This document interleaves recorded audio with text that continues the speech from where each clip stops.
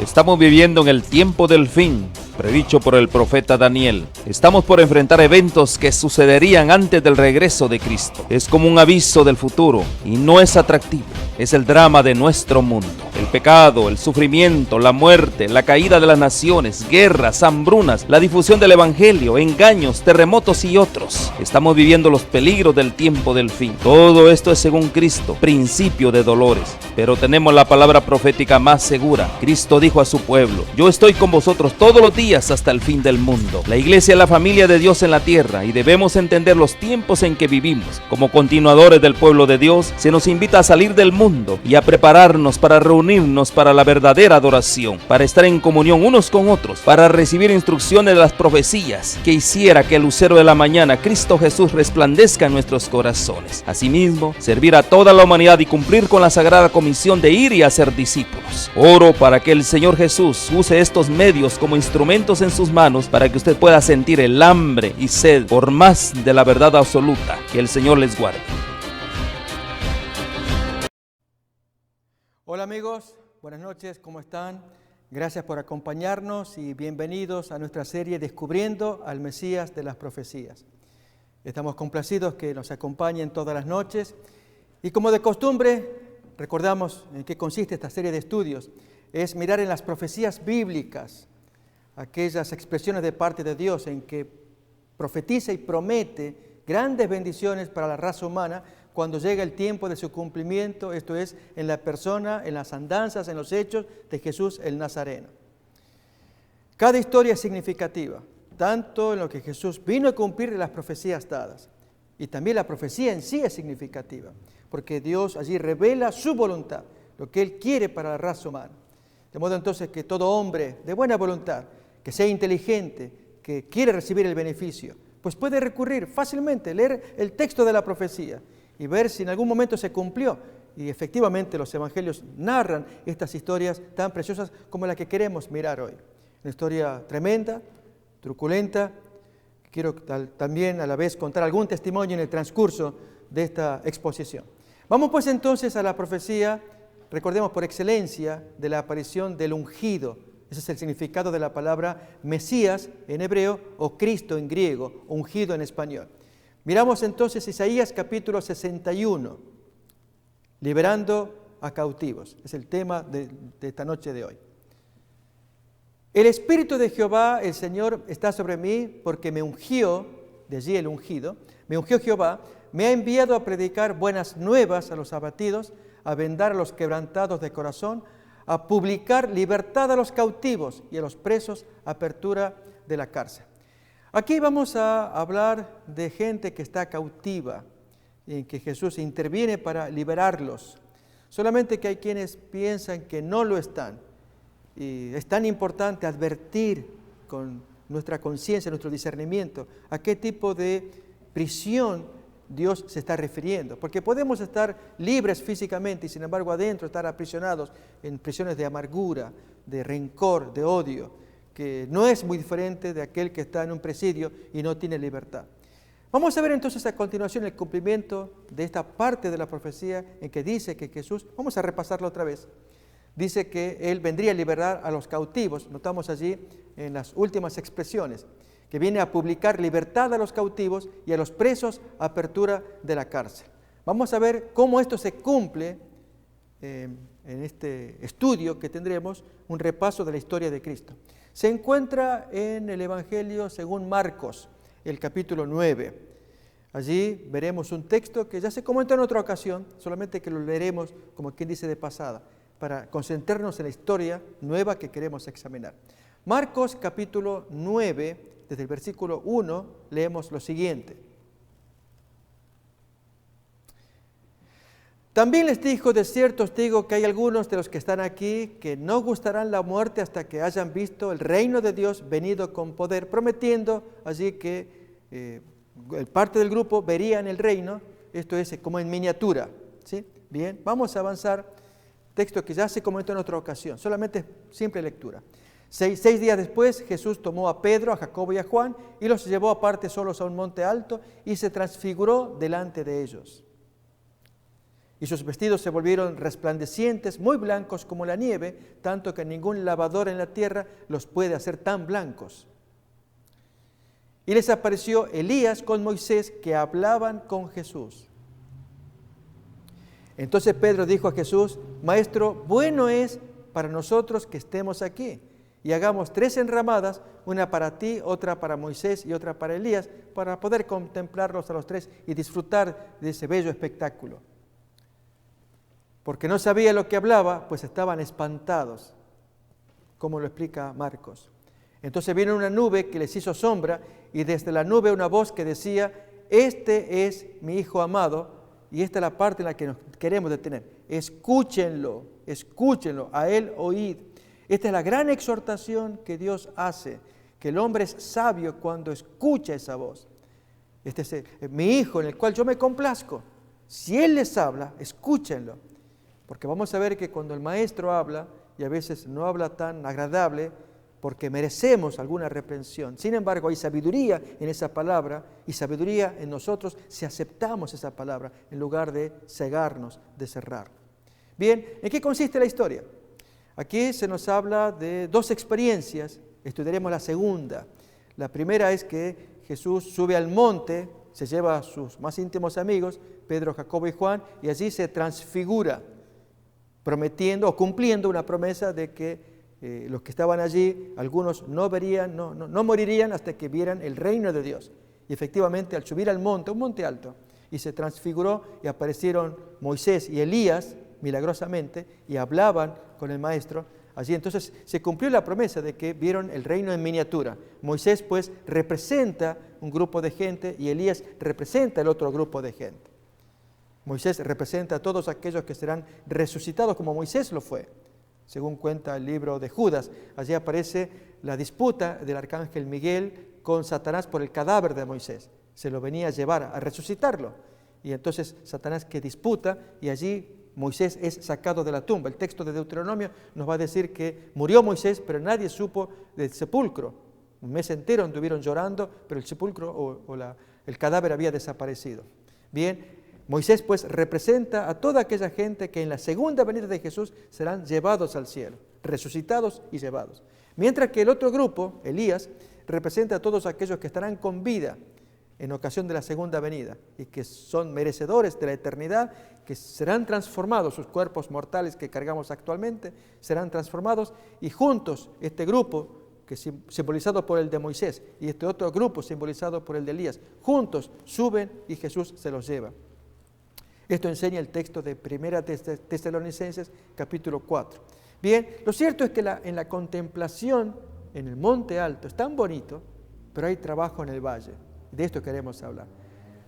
Allí el texto nos cuenta que bajan, ellos están volviendo, como quien dice, a sus obligaciones, luego de haber tenido la preciosa experiencia de esa visión, que aún incluso el apóstol Pedro en su carta, de paso vamos a leer el texto también, allí en la segunda carta de Pedro, menciona este fenómeno y exhorta a la gente que crean. Y él dice que aunque yo lo pude ver, si no me quieren creer a mí, crean en la Biblia, que hacemos bien, que alumbra como en un lugar oscuro. Vamos a ver esa referencia de Pedro donde cuenta esta experiencia de haber visto esta visión sobrenatural.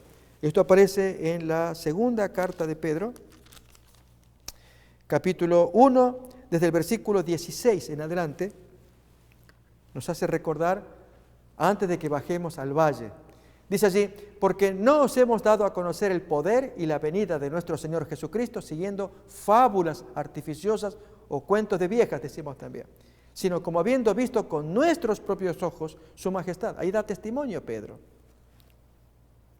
Pues cuando él recibió de Dios Padre honra y gloria, le fue enviada desde la magnífica gloria una voz que decía: este es mi Hijo amado en el cual tengo complacencia. Y Pedro pudo escuchar eso. Y nosotros oímos esta voz enviada del cielo cuando estábamos con él en el Monte Santo. Tenemos también la palabra profética más segura, como que Pedro dijera: yo doy mi testimonio, pero junto con lo que yo digo está la Biblia también. La palabra profética más segura, a la cual hacéis bien en estar atentos, como a una antorcha que alumbra en lugar oscuro, hasta que el día esclarezca y el lucero de la mañana salga en vuestros corazones. Así que allí tenemos dos testimonios. El de Pedro, que él dijo y por lo tanto escribe todo lo que el Espíritu Santo ponga en su corazón que sea para edificación. Pero tenemos la Biblia, la segura palabra profética. Bien, lo cierto es que esta gente bajan del monte, van a las tareas ahora, al valle decimos. Es bueno siempre pensar que Dios quiere que estemos en ambos lugares. Allí en comunión con Dios, decimos en el monte, cuando hay personas que apartan tiempo durante el día, en las mañanas preferentemente, para estar en comunión, leer su Biblia, leer algún devocional, alguna lectura que eleve, una lectura espiritual, y entonces hacer las oraciones, llevarnos 15 minutos, media hora, el tiempo que queramos. Hay algunos amigos que se levantan más temprano que lo acostumbrado para ir a trabajar, para dedicar esos momentos de estar en comunión en el monte, decimos. Así como Pedro y sus amigos estaban contemplando esa visión tan preciosa. Estaban en comunión, estaban gozosos, escuchaban la voz de Dios. Y tanto que Pedro dijo, este es mi hijo en el que yo me complazco, pero también el Evangelio cuenta, escúchenlo. Y vamos a ver el significado de estas palabras en la historia de hoy. Pero así como se está en el monte, con ese momento de devoción, beatífico, mirando, aprendiendo, luego viene el trabajo, bajamos al valle. Y allí hay crudas verdades, hay luchas diarias que tenemos que sostener. ¿Qué es lo que va a pasar en esta historia? Cuando bajan los tres amigos y Jesús bajan del monte para llegar a verse con sus amigos y miremos lo que ocurre. Vamos pues entonces al capítulo 9, versículo 14 de Marcos. La historia continúa, recordemos, bajan desde la montaña y ahora llegan al valle, donde está toda la gente, pero miremos qué va a pasar. Cuando llegó a donde estaban los discípulos, vio una gran multitud alrededor de ellos y escribas que disputaban o discutían con ellos. Y enseguida toda la gente, viéndole, se asombró y corriendo a él los saludaron. Lógicamente, Jesús era el jefe, era el líder de todo aquel movimiento y de mucho respeto, él tenía mucha autoridad, su poder tanto en los milagros, en las sanaciones, su mensaje tan profundo a su joven edad, 30 años, 31 años, la edad que tuviera en ese tiempo, y sin embargo se imponía el respeto que se generaba. Qué hermoso pensar cuando Jesús se movía en aquellos días, y hay algunas personas que también piensan, quiero visitar los santos lugares, andar en las huellas donde él anduvo, y gastan su dinero viajando por esos lugares afamados porque Jesús anduvo por ellos. Pero quiero decirles, amigos, que no hay mejor manera de seguir a Jesús que en la vida práctica. No tanto ir a donde él estuvo allí, en aquellas zonas de Belén, de Palestina, por aquellas calles por donde él caminó. Hay quienes se gozan y tienen dinero y lo pagan y se van. No vemos nada malo en ello, pero es más fructífero seguirlo en la vida diaria, hacer lo que él hizo en la vida diaria. Esa es la manera más adecuada. Y en este caso, Jesús que se mueve, la autoridad que le impone, la gente viene, se acercan, lo saludan. Allí, bienvenido al maestro que ya aparece ahora que había estado ausente. Lógico, estaba en el monte. Pero aquí viene el trabajo. Y ese trabajo es ahí donde podemos aprender. Y mis amigos, a nosotros nos pasa, mañana es un día de trabajo y que entonces hay que llevar las labores que hay que hacer. Qué bueno salir inspirados después de la comunión tenida en el monte, de esa comunión con el Señor, de las lecturas, las oraciones. Vamos al trabajo y allí enfrentar las pruebas, las luchas, las cargas, los problemas, que es lo que va a demostrar a continuación el maestro. Miremos lo que acontece. Enseguida, toda la multitud, toda la gente, viéndole, se asombró y corriendo a él, los saludaron. Versículo 15. Y les preguntó, ¿y qué disputáis con ellos? Noten en esta frase sencilla cómo Jesús defiende a sus amigos. Ellos son todavía jóvenes inexpertos, no tienen la habilidad que tiene el maestro, así que pelear con ellos. Jesús, bien, que va a defender a sus amigos. Y respondiendo uno de la multitud dice, maestro, ¿y quién va a hablar? Es un papá. Traje a ti mi hijo que tiene un espíritu mudo, un demonio mudo, el cual donde quiera que lo toma, lo sacude y echa espumarajos y cruje los dientes y se va secando. Y dije a tus discípulos que lo echasen fuera y ellos no pudieron, no tienen el poder para hacerlo. Y respondiendo él les dice, oh generación incrédula. Y ahí nos acordamos de las palabras de Dios que dijo, escuchen, y Jesús va a hablar muy severo a continuación.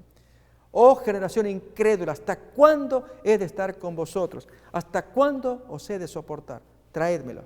Amigos, comentamos lo siguiente. ¿Pronuncia Jesús estas palabras contra sus discípulos? Porque ellos no tuvieron el poder para oficiar el milagro. No, no es así. Más bien es contra los escribas, que fueron los que crearon todo el problema, porque el texto dice que Jesús se dirigió a ellos.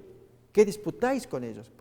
¿Qué está pasando? Los escribas, pues, el argumento de ellos es, ¿cómo es posible que se ponga esta gente a pelear con demonios? O sea, que los demonios los ataquen a ellos y a nosotros también. Así que dejen así, no los provoquen. Los discípulos no pudieron. Jesús luego va a explicar por qué motivo. Pero aquí lo importante es que Jesús se dirige a todos. A los escribas primeramente porque ellos generaron la disputa.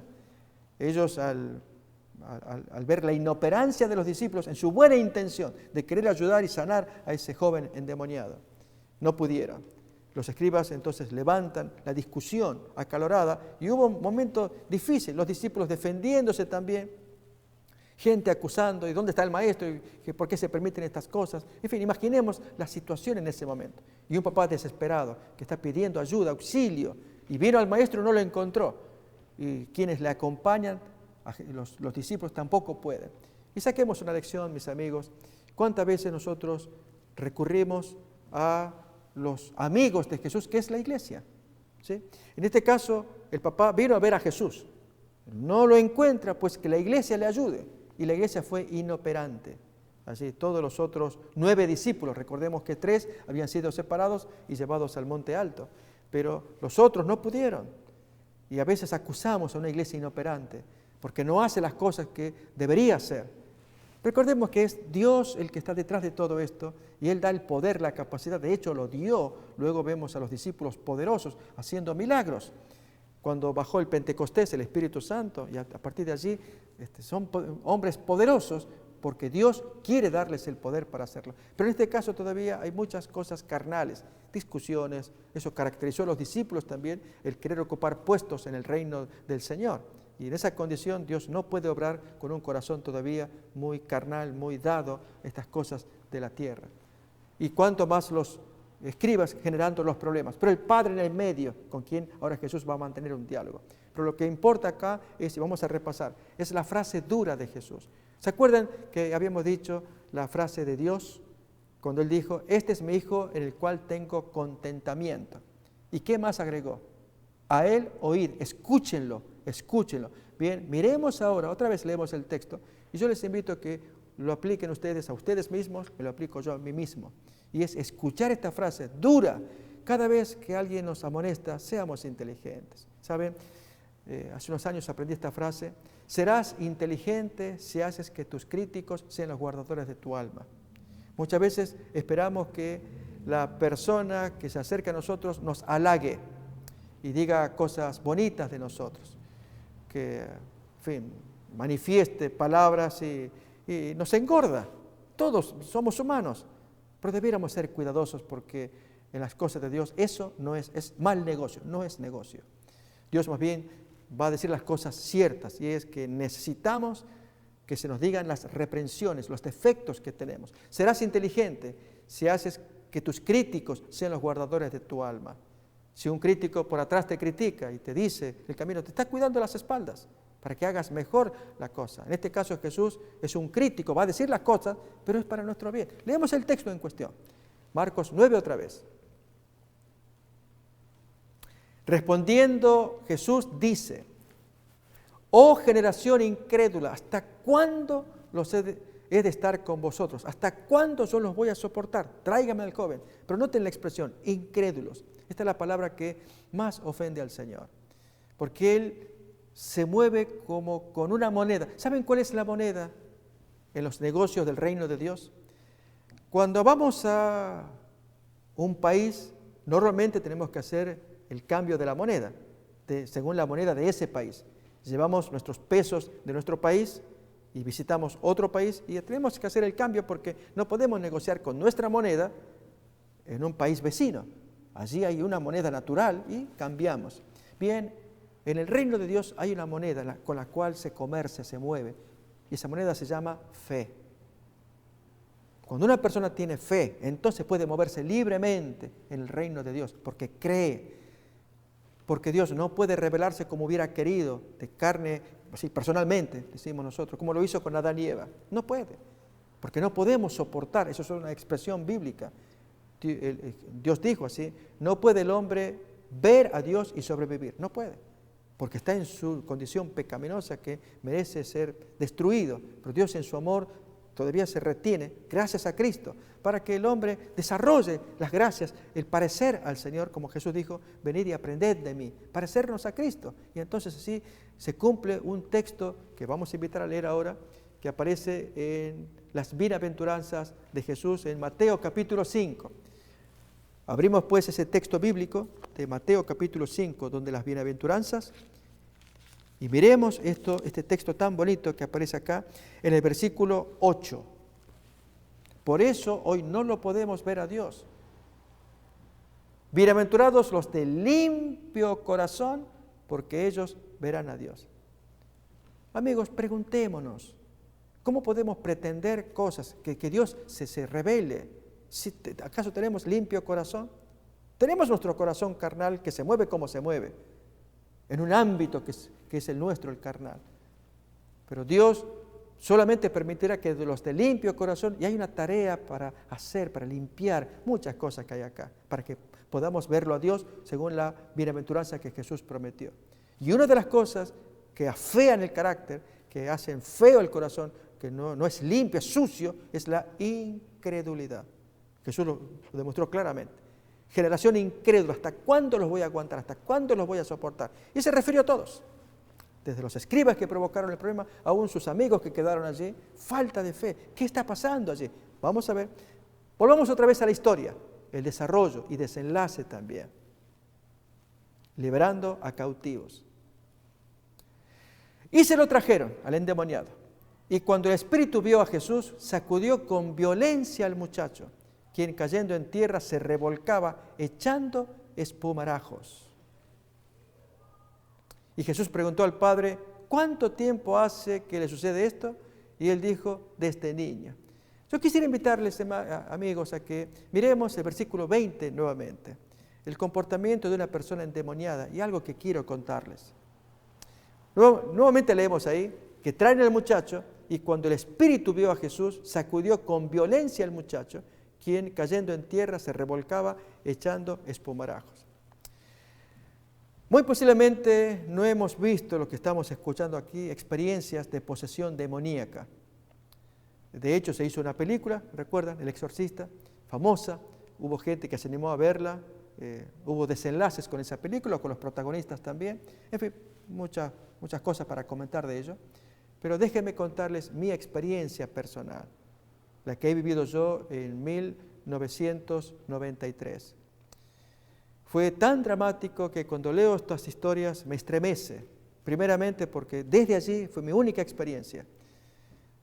Confío plenamente en la revelación de la palabra de Dios para decir a todos los amigos que nos están escuchando, estas son entidades reales, reveladas por la Biblia, que quizás no las hemos tenido de cerca, enhorabuena, pero quienes las vivieron de cerca saben que deben reconocerlas y amonestarlas y enseñarlas para que no caigamos en semejante contacto con estas cosas.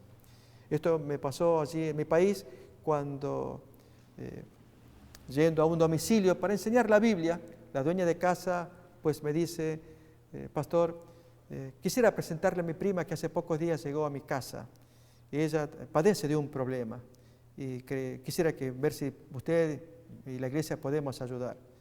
Y entonces me traen a la muchacha, una muchacha delgadita, un cuerpo más bien pequeño, 19 años.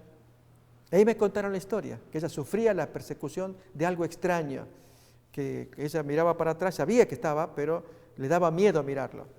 Y que cuando entraba en el cuerpo de ella, la muchacha entraba en un estado de tipo hemiplegia, o sea, mitad del cuerpo se paralizaba. Algo extraño. para que se cumpla la frase de Jesús. Cuando Él en algunas ocasiones dijo, espíritu mudo, espíritu sordo, espíritu ciego, sal de él, porque algunos espíritus pues son de esa naturaleza, son seres que fueron en decadencia, tanto que si hay sordos, hay mudos, espíritu. En este caso estamos viendo el caso de un espíritu mudo que no puede hablar. Pero en el caso de esta muchacha era un espíritu hemipléjico, ella era sana, pero cuando el espíritu entraba en su cuerpo rengueaba, la forma de moverse, ella, medio cuerpo era sano, el otro medio no. En alguna ocasión recuerdo cuando llegué a su domicilio, me dice, mire, pastor, la carne podrida, no la aguanto, ¿cómo está? Y era tiempo de calor, tenía los brazos descubiertos. Le dije, ¿de qué estás hablando? Te veo tu piel normal. No lo ve, está todo podrido todo esto. Era lo que ella veía cuando ya estaba entrando en trance. Bien, fueron 2 meses tan intensos de estudio bíblico que fue dramático. Yo apenas recuerdo algunas cosas como estas, que ella me contaba que tenía la lección bíblica y entonces la hoja se le subía. Y entonces la prima, la dueña de casa, era la otra hermana que me la presentó. Esta muchacha venía de otra provincia, venía a la casa de la prima. La prima pues me dice a mí, pastor, yo me quedé asombrada, porque justo entro yo al cuarto, ella estudiaba la Biblia porque usted iba a llegar, y ahí miré cómo la hoja se le doblaba. Y yo dije, digo, pero si la ventana está cerrada, ¿de dónde hay aire para que la hoja se doble? O ella lo tenía así y la hoja se le subía hacia arriba, y ella reteniendo la hoja así. Era una pelea que había, y la prima me contaba, yo me quedé asombrada.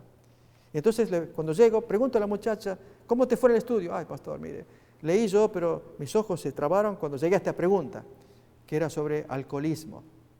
Una enseñanza bíblica de que Dios no desea que consumamos bebidas alcohólicas. Y ahí deduje entonces que este mal espíritu tenía ese problema también. Recuerden que acá voy a decir algo que tal vez no es muy común. Los malos espíritus tienen prácticas, recuerdo la palabra de Dios, prácticas similares a las nuestras. Les voy a invitar a que miremos, amigos, en el libro de Judas. Cuento esto porque es tan dramático esta situación en que Jesús interviene y esa gente teme el nombre de Cristo, porque Jesús es el Señor y estos espíritus eran ángeles tan reales, tan buenos como los hay ahora, los otros, los buenos, pero se descompusieron tanto en sus maldades que es bueno mantener siempre cuidado, y hay una manera de asociarse con ellos. Ahora voy a comentar, pero antes leemos el texto de Judas. Abrimos pues, es un solo capítulo, en el libro de Judas, se nos cuentan acerca de conductas de demonios. Miremos desde el versículo 6, donde se nos cuenta lo siguiente. Y a los ángeles que no guardaron su dignidad, estos son los demonios, sino que abandonaron su propia morada, los ha guardado bajo oscuridad en prisiones eternas para el juicio del gran día, describiendo los ángeles malignos. Como Sodoma y Gomorra, y allí viene la comparación, y esto es lo que va a arrojar luz. Como Sodoma y Gomorra y las ciudades vecinas, las cuales, de la misma manera que aquellos, que los demonios, habiendo fornicado e ido en pos de vicios contra naturaleza, Sodoma y Gomorra fueron puestas, por ejemplo, sufriendo el castigo del fuego eterno. Fíjense que habló de los demonios primeramente, luego de Sodoma y Gomorra, y diciendo que junto con las ciudades vecinas, que fueron otras 3 más, 5 en total, que fueron destruidas por fuego, de la misma manera que aquellos, y venía hablando de los ángeles, fornicaron y fueron en pos de vicios contra la naturaleza. ¿Qué muestra esto? Que los seres humanos somos un pálido reflejo de las conductas que estos seres tienen. Si en los seres humanos el comportamiento que tenemos, tanto perverso, incluido el sexual, como situaciones físicas, he hablado, espíritu mudo, que es el caso que nos toca ahora, espíritu sordo, espíritu ciego, en el caso de la muchacha que me tocó atender, espíritu hemipléjico, tenía medio cuerpo paralizado.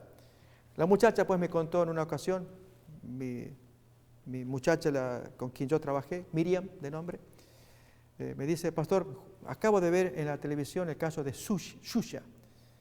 Se escribe Xuxa, es una famosa artista, conductora de Brasil. Una muchacha bonita, si se ubica.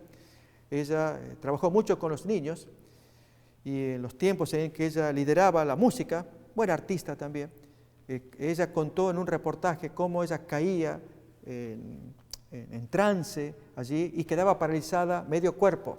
porque veía a una amiguita de la edad cuando entraba en trance y entraba en comunión con alguien que había muerto, pero que la veía en esa situación y entraba en trance. Y me decía, Miriam, mi amiga, decía, solamente que ella está del otro lado de mi cuerpo. Yo tengo de este lado, ella lo tiene del otro lado. Pero es el mismo problema que tengo yo. Bien, estos espíritus malignos, que es el tema que estamos mirando a continuación. El texto bíblico dice que Sodoma y Gomorra y las ciudades que le acompañaron, de la misma manera que aquellos, fornicaron. Ahí tenemos el texto. De la misma manera que los demonios, habiendo fornicado e ido en pos de vicios contra natura, es como lo menciona allí el texto sagrado. Entonces, eso muestra que Sodoma y Gomorra tienen prácticas como la tienen estos. Y si los seres humanos reflejamos espíritu mudo, sordo, ciego, porque aquí hay algunos que son mudos, sordos, ciegos, hemipléjicos, y especialmente la práctica sexual. Porque en el caso de esta muchacha, era una situación dramática que el espíritu la penetraba. Déjeme contar esto, es algo repugnante, pero cierto, para andar con mucho cuidado y especialmente aquellas personas que practican demasiada fornicación. Atraen estos malos espíritus, hasta ellos mismos sienten sensaciones en su cuerpo. Y es el caso de esta muchacha que cuando estaba en trance en la provincia de la cual provenía, viajaba a la nuestra, en Buenos Aires, Argentina, venía de otra provincia, y allí es donde empezó sus problemas, con cierta situación familiar, y estando en trance, se revolcaba en el suelo y gritaba a la madre, mamá, quítamelo que me penetra, me hace doler, y gritaba, y allí, imagínense, y la madre desesperada, hija, estás loca, no hay nadie aquí, ¿qué te pasa? Mamá, me hace doler, etc. Y entonces cuando vino acá a esta otra provincia donde estaba yo, y ahí la conocí y tuve el tratamiento 2 meses intenso de estudio bíblico, que en alguna ocasión el Espíritu me atacó también a mí, me quiso ahorcar y yo empujé el cuerpo y confiado en el Señor que Dios podía proteger a su siervo. Y era orar, leer la Biblia, aún incluso decir en palabras bien crudas a ese espíritu que yo no podía ver, que la dejara, que la soltara y que se fuera a sus lugares ya de perdición, donde ya estaba decretado y gritaba la muchacha alterada totalmente. En un momento, recuerdo cuando se mandó con su mano enferma, ella recuerden, medio cuerpo era enfermo, con su mano aquí y se intentó ahorcar y con la otra mano sana intentaba quitarse allí. Y entonces yo mirando y las amistades que estaban alrededor, pastor, haga algo, y se ahoga. Y estaba tomando colores así oscuros en la cara, o colores así violáceos, como para... le faltaba oxígeno. Y yo sabía, había recibido instrucción, algún entrenamiento de no tocar el cuerpo cuando está en posesión demoníaca. Solamente orar, confiar en que Dios intervenga. Y le dije, yo no puedo tocarla, vamos a orar, vamos a orar fuerte para que el Espíritu y Dios intervenga acá. Y sin embargo, esto siguió, se iba ahorcando más y con la otra mano impidiéndose sacarse la mano como tenazas aquí en el cuello para ahorcarse. Ella estaba acostada en el suelo. En un momento, cuando ella está casi al borde, la mano puede más y suelta la mano enferma y golpea contra el suelo y la bocanada de aire. Y ahí yo sentí ya que se había liberado. Y dije, Miriam. Y entonces le dije a la gente allí que le den viento, que la aventaran, para que la sentamos contra la pared y en el suelo. Y entonces ahí comencé a hablar con ella. Y amigos, aprendí lecciones, que son las que quiero compartir con ustedes, lecciones como están en la palabra de Dios. Cuando le dije, Miriam, ¿me puedes contar qué pasó? Ay, pastor, es horrible. Allí cuando este espíritu me quiso ahorcar y yo desesperada, no, y me ahorcaba más, me quería matar. Hasta que entonces dije estas palabras, son las palabras que aprendí yo también. Dios, me estoy muriendo, sálvame.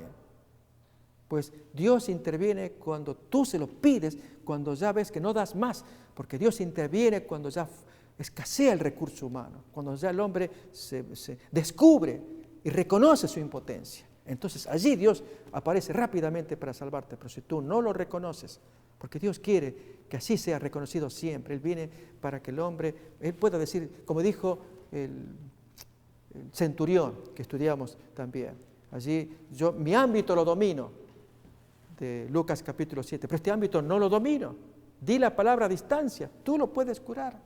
Y así también reconocer que hay cosas que no las podemos dominar.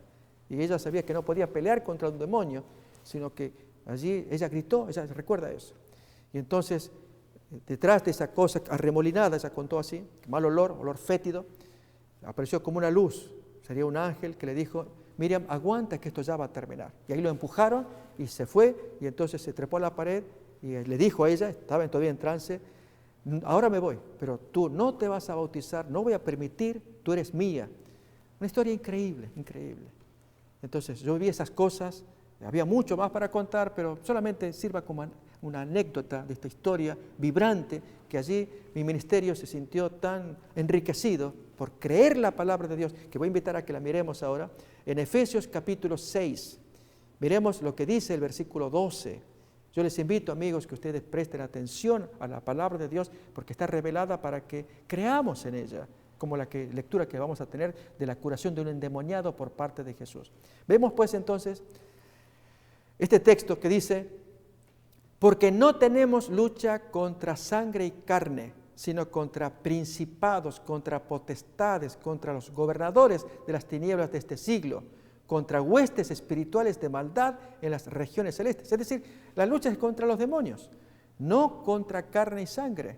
Y a veces creemos que estamos peleando con alguien humanamente, y lo que importa es que el texto bíblico revela que hay demonios en esta lucha.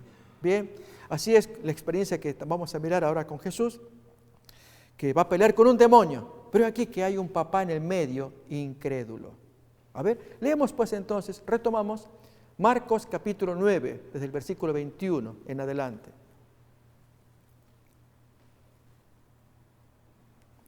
Jesús preguntó al Padre, ¿y cuánto tiempo hace que le sucede esto?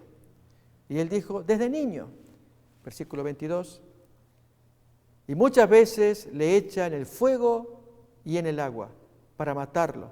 Pero si puedes hacer algo, ten misericordia de nosotros y ayúdanos. Y esta expresión no fue agradable a los oídos de Jesús. Vamos a leer de otra traducción, lo que viene a continuación. Está más acorde con el griego. Recuerden que el Padre dice, si tú puedes hacer algo, dudando quizás, desconfiando, que le excedía las fuerzas, estaba frente a la fuente de la vida, allí, nada menos que el Maestro, y ahora este papá, pues, dudando, si tú puedes hacer algo, yo agradecería tanto. Vamos a ver entonces la respuesta de Jesús en Marcos capítulo 9, 23. ¿Cómo que si tú puedes? Todas las cosas son posibles para el que cree. No me digas eso, que si puedo. Por supuesto que se puede, porque para Dios no hay nada imposible, pero si se cree. Y ahora sí, miren el siguiente versículo 24. ¿Qué pasa con el hombre? Ahí confiesa su problema. E inmediatamente el padre del muchacho clamó y dijo, creo, ayúdame incredulidad. ¿Lo captamos ahora? ¿Vemos? Esta es la verdad. Y es que el papá se acercó pidiendo curación y Dios no la podía conceder. Quizás los discípulos, ellos estaban impotentes. Vamos a mirar una clave para vencer esa impotencia del discípulo o de los discípulos que no pudieron. Pero aquí la parte más importante era este hombre, el papá. Él tenía ya que venía representando a ese hijo. Era la voz parlante delante de la sanación de Jesús, aún delante de Dios. Pero si manifiesta incredulidad, por eso la reacción de Jesús y la reprensión que él dice, ¿hasta cuándo los voy a aguantar? Generación incrédula. Amigos, he contado un testimonio. Ustedes pueden tener el derecho y la libertad de negar el testimonio, es decir, este individuo dice cada cosa aquí mientras predica, que le dan libertad para que él diga lo que... No se trata de ello, se trata de contar algo que he vivido y yo lo he palpado. Mi esposa, en fin, a uno de mis hijos que era pequeño en ese tiempo, algo recuerda cuando la muchacha se acercaba muy tiernamente y la muchacha pues era linda chica para tratar a mis hijos también que eran pequeños en ese tiempo, pero cuando se transformaba, allí aparecía algo extraño en el cuerpo de ella. Yo les digo, si el texto bíblico dice que la lucha no es contra carne y sangre, sino contra huestes espirituales de maldad en las regiones celestes, esa es la lucha que tenemos. Y ahora sí agrego este detalle, que muchas veces creemos que salimos de ganadores cuando cometemos ciertos pecados, y uno de ellos es el pecado de la fornicación. Les digo, se corre gravísimo riesgo, porque este pecado es el que más atrae a los demonios, porque el texto bíblico nos enseña que este cuerpo es templo del Espíritu Santo. Este cuerpo fue diseñado por Dios para que more allí la inteligencia, y con la inteligencia nos comuniquemos con Dios, y Dios puede entonces comunicarse y mora el Espíritu Santo. Este es el texto, así nos enseña Corintios, la carta de Pablo a los Corintios. Pero cuando cometemos fornicación, Dios que no acepta ese pecado, entonces el Espíritu se retira, el Espíritu Santo, y ahí el demonio entra y toma peor posesión de ese cuerpo, como cuenta allí el Evangelio. Entonces es arriesgar demasiado con esta práctica que Dios nos deje a la deriva. Y uno diría, pero es una cosa tan agradable, en fin, cada cual tendrá su manera de ver las cosas. El asunto, amigos, es que no se trata de que ustedes o yo disfrutemos de ciertas cosas, sino que hay demonios. Si estuviéramos solos, sin demonios, el negocio podría ser otro. Pero al haber demonios de por medio, ellos se aparecen cuando hay violaciones a la ley de Dios.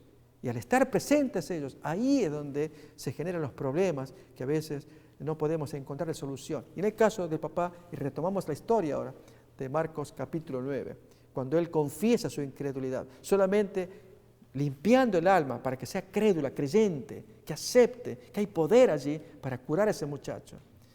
Estos demonios se aproximan, se acercan cuando violamos las leyes de Dios, cuando cumplimos el mandamiento. Lógicamente, como las moscas se acercan cuando hay suciedad, pero cuando está limpio no hay mosca que se acerca. Así también el cuerpo humano, la mente humana, que se mantenga limpios. Y Dios quiere, porque Él nos ha creado y somos imagen de Dios. Acordémonos de Adán y Eva, fueron creados limpios, puros, y Dios quiere conservar esa imagen. Pero nos hemos acostumbrado a tanta inmundicia, la miramos por la televisión, en las películas, en las propagandas, en el comportamiento de la gente, que nos parece natural. Y corremos el riesgo de que eso natural sea parte de nuestra vida. Dios no tolera que ocurra eso, al contrario, Él creó este planeta y tendrá que intervenir para impedir que se descomponga más de la cuenta. Bien, retomemos entonces la historia de la curación, pero previo diálogo que hay entonces entre Jesús y el papá que confiesa, ayuda mi incredulidad. Miramos el siguiente versículo, 25.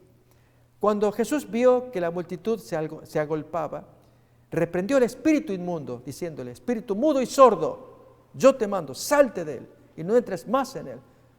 Notamos que aquí se afirma entonces que el espíritu tenía esos defectos físicos, si podemos decirlo de esa manera, aunque el espíritu no tiene carne, pero se le describe como tal, que es un espíritu sordo y mudo, como también están los espíritus ciegos, hay espíritus ciegos, y como dije yo, de mi experiencia, el espíritu hemipléjico, porque es como ella lo veía, que se arrastraba, y que cuando entraba en el cuerpo de ella arrastraba también esas consecuencias.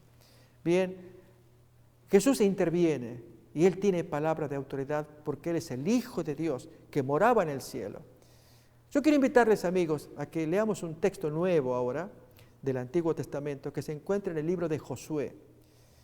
Se sabe positivamente que nadie puede ver a Dios porque Dios no permite que Él en su pureza se lo pueda ver porque estamos tan limpios. Recordemos la bienaventuranza que hemos leído de Mateo 5:8.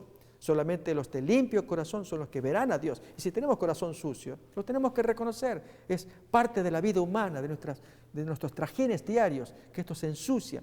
Malos pensamientos, malas palabras, malas intenciones que nos hacen inoperantes. No podemos ver a Dios. Sin embargo, hubo alguien que sí pudo verlo. A ver, esto aparece en el libro de Josué, en el capítulo 5. Allí leemos el texto.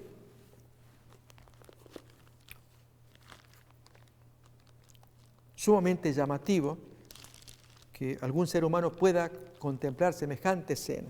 Versículo 13 dice allí, estando Josué, recordemos que fue el ayudante de Moisés, y ya Moisés que había desaparecido, ahora Josué entra al mando de todas las legiones de Israel. Estando Josué cerca de Jericó, alzó sus ojos y vio un varón que estaba delante de él, el cual tenía una espada desenvainada en su mano. Y Josué, yendo hacia él, le dice, ¿eres de los nuestros o de nuestros enemigos? O sea, alguien desconocido, que apareció como un soldado con una espada. Él respondió, no, mas como príncipe del ejército de Jehová he venido ahora. Entonces Josué, postrándose sobre su rostro en tierra, le adoró y le dijo, ¿qué dice mi señor a su siervo? Yo vengo como príncipe del ejército de Jehová. Notemos las tan sorprendentes palabras a continuación. Y el príncipe del ejército de Jehová responde a Josué: quita el calzado de tus pies, porque el lugar donde estás es santo. Y Josué así lo hizo. Imaginemos, ¿qué puede ser esto? Un ángel jamás podría decir semejantes palabras. De hecho, en Apocalipsis aparece en 2 ocasiones cuando Juan se postra ante el ángel y el ángel lo levanta, le dice: no lo hagas, yo soy consiervo tuyo, tú no me adoras a mí, no me adores, adora a Dios. Esto aparece en Apocalipsis capítulo 19 y capítulo 22 también. Pero he aquí que en este caso, este ser está pidiendo que se haga mejor la adoración. Sácate los zapatos, porque donde tú estás es tierra santa, y así lo hizo, y estaba arrodillado. Las mismas palabras que Moisés escuchó cuando vio la zarza ardiente. Y entonces allí vio que no se consumía, se acercó para ver qué era ese fenómeno. Una zarza que se quemaba pero no se destruía. Y mientras se acercaba, allí la voz lo detuvo: Moisés, Moisés, no te acerques, porque la tierra en que estás es tierra santa. Ahí lo tenemos el texto, Éxodo capítulo 3, versículo 5.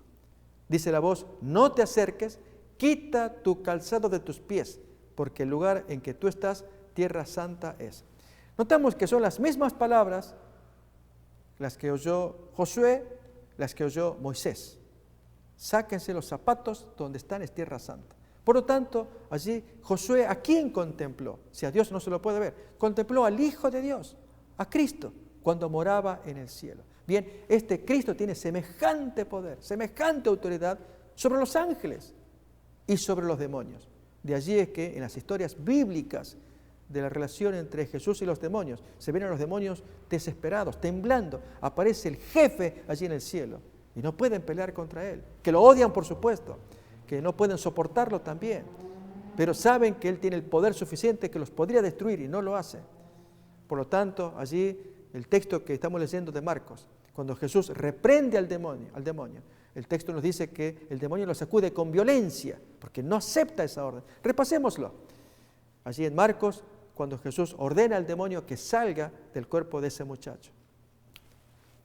Y se lo trajeron, y cuando el espíritu vio a Jesús, sacudió con violencia al muchacho, impidiendo salir o no queriendo salir, quien cayendo en tierra se revolcaba echando espumarajo. Muy triste escena de una persona que cae tan bajo al ser poseído por estos demonios. Entonces el espíritu, clamando y sacudiéndole con violencia, se salió, gritando el mal espíritu. Y él quedó como muerto, de modo que muchos decían: está muerto. Pero Jesús, tomándole de la mano, lo enderezó y se levantó. Cuando él entró en casa, terminada la escena, la alegría de ese papá, la confusión de sus enemigos escribas, los discípulos aprendiendo y asombrados que Jesús pudo hacerlo y ellos no pudieron, miren acá entonces la pregunta que aparece a continuación. Cuando él entró en casa, sus discípulos le preguntaron aparte: ¿por qué nosotros no pudimos echarle fuera? Y antes de ver la respuesta, acordémonos que estaba de por medio la incredulidad del papá también, que hacía inoperante. Por eso es que Jesús, cuando tiene el diálogo, pues le hace ese planteo: ¿cómo que si puedo? Para el que cree todo es posible. Y es importante, y amigos, si alguna vez nos aconteciera este problema, saber que hay poder en el Señor. Déjenme que les cuente que mientras yo estaba predicando en alguna iglesia, allí hermanos me dicen: pastor, hay un problema aquí a cuántas casas de una persona con posesión demoníaca. Les dije: hermanos, no hay problema, déjenme que termine el culto, vamos para allá. Y les dije: ustedes me van a acompañar, son ancianos, yo no lo hago solo, acá vamos a hacer en equipo, todos vamos a orar. Y uno de ellos dijo: pastor, yo quisiera abstenerme porque lógicamente el hombre no estaba bien, aunque era líder en la iglesia. Y puede pasar, cuando no andamos bien, tenemos ciertos comportamientos y Dios quiere que siempre estemos en paz con Él en todo momento, y más si son dirigentes en la iglesia, con mayor razón. Pero Dios quiere usar instrumentos humanos para pelear contra esas cosas tan dañinas, perjudiciales, que aumentan cada vez más. Saben, es terrible cómo los espíritus impulsan a hacer acciones, y a veces decimos que es fruto de la ira, y por supuesto hay asuntos humanos también. Mira, ver un video, el triste caso de un suicidio de un muchacho, es un video que está corriendo, de un muchacho, de la mamá que detiene el vehículo allí en medio de la ruta, por una discusión que hay allí dentro del vehículo, se supone, porque el vehículo se detuvo mientras los otros avanzaban. Y en un momento se abre la puerta y el muchacho, tal vez de unos 12 años, sale corriendo y la mamá asustada, ¿qué hace? Y se trepa, es un freeway, una carretera allí, de un puente. Y él se trepa y la mamá grita que no lo haga, y la cámara filmando, cámaras de seguridad, y el muchacho se lanza al vacío y se mata. Y la mamá que mira allí y luego golpea contra el cemento, allí, los vehículos que se detienen y señores que miran allí también por la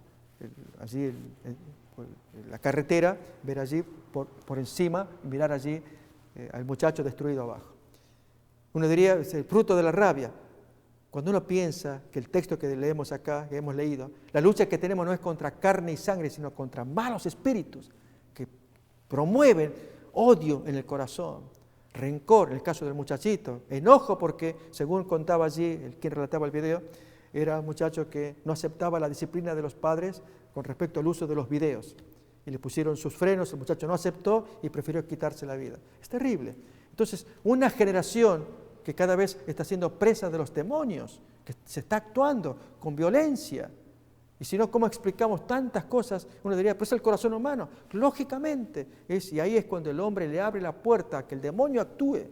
Qué importante es pensar en la palabra de Dios, que nos dice que la lucha que tenemos no es contra carne y sangre, sino contra huestes espirituales. ¿Y cómo podemos defendernos de ello? Pues leemos aquí el último texto de esta porción de estudio, liberando a cautivos. No solamente el muchachito endemoniado, cautivo, el papá cautivo en su incredulidad, los escribas cautivos también en su incredulidad y peleas contra el Cristo y contra sus amigos. Y aún los discípulos que estaban cautivos en su ignorancia, porque el consejo que leemos ahora, fijémonos a la pregunta que le hicieron a Jesús, ¿por qué no pudimos nosotros? Y Jesús responde, este género con nada puede salir sino con oración, ferviente oración. Amigos, qué importante, Jesús ya lo había dicho, y esto sale de esta manera con oración. No podemos pelear y estar descomunicados con Dios. Al orar, pues buscamos conectarnos con el Señor. Y allí le pedimos a Dios que nos dé su gracia, pero para ello leemos la Biblia.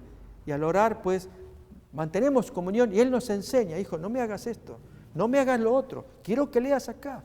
Y si la conciencia se va avivando al leer la palabra de Dios, el Espíritu Santo toca el corazón y el hombre se hace efectivo, operante, no inoperante, operante, puede servir, porque se convierte en un canal de comunicación entre Dios y la criatura.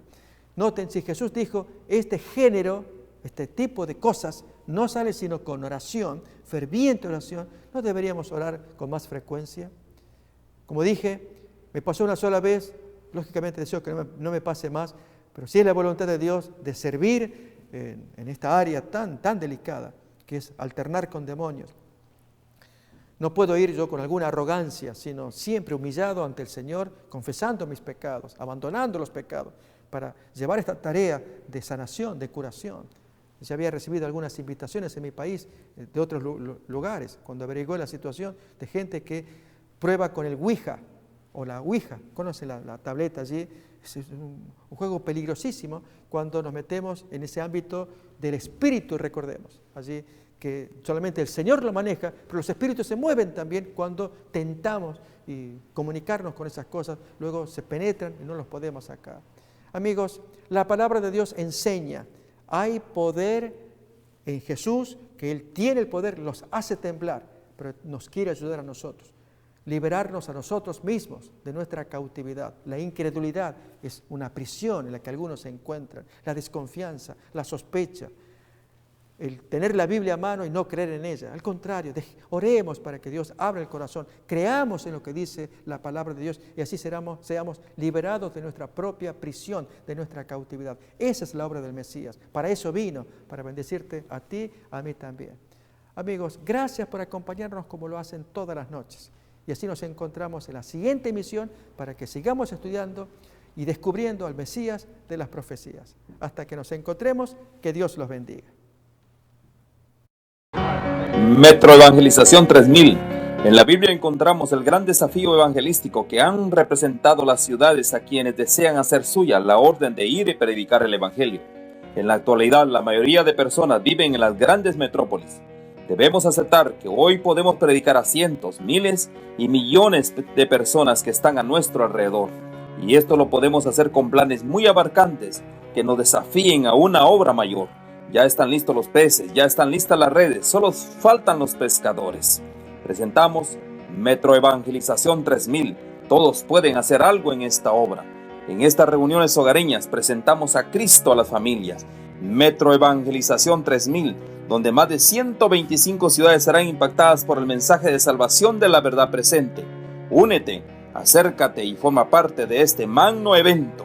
Abre tu hogar y sed de gran luz. El Señor está esperando por ti.